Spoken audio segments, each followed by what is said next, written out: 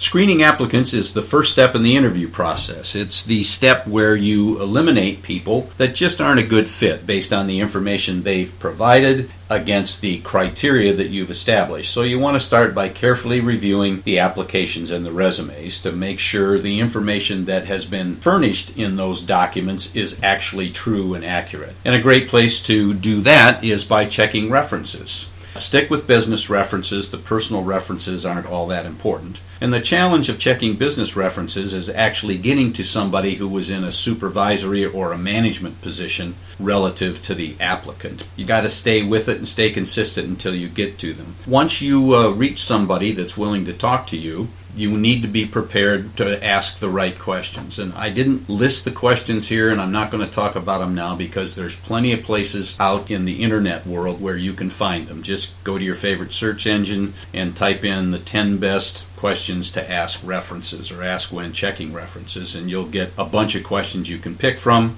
review them, and pick those that are appropriate. But you want to make sure that you get as much information as possible relative to the past performance of the individual that you're considering. If somebody has never worked before, that's a different matter, so you may have to take personal references into account, or if you can find people that they may have worked with as a volunteer or as an intern or in some sort of a group that was put together to accomplish certain goals.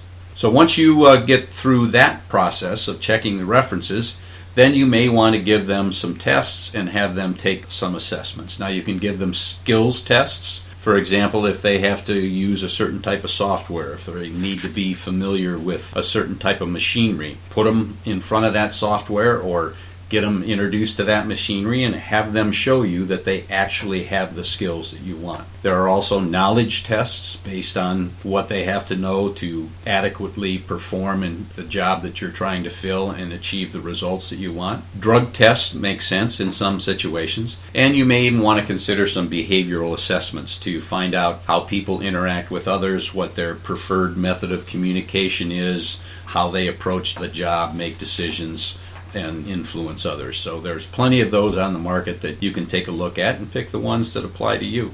So once you get through this group of applicants and get them all screened, and now you've got a group of candidates that you want to interview, you need to remember the interviewing basics. So what you have to do is decide on a decision maker. Who's going to be the final authority as to whether or not a job is offered to a particular candidate? Now, you can get input from a number of sources, but there just needs to be one person, or there really should only be one person to make that final decision. Decide on the compensation and benefits. That's going to come up during the interview process. You need to know exactly what you're willing to offer, how high you're willing to go, and also the place that you're willing to start, where you'd prefer to start, and how you're going to approach that negotiation. Then you want to choose the right interviewers. Who are the people that you want to meet with these candidates?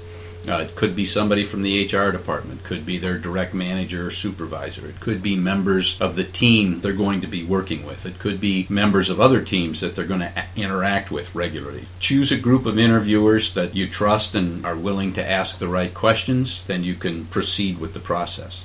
Then next is to choose those right questions. And again, there are many places you can find through your favorite search engine out there. Just enter the top 10 best interview questions and you'll probably come up with about 150 choices. Pick the ones that are most appropriate for you, but have them ready ahead of time. And then always remember the rule of 3 when it comes to interviewing.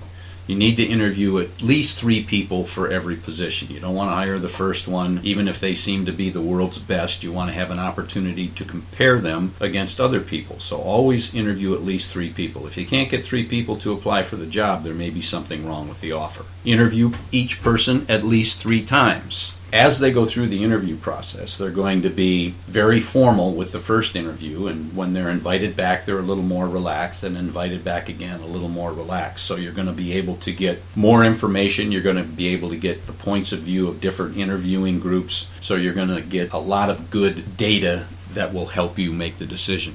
And interview each person in at least 3 different locations. And we'll get into those when we talk about the interview 1, interview 2, and interview 3 here coming up. We'll get started on that here right now.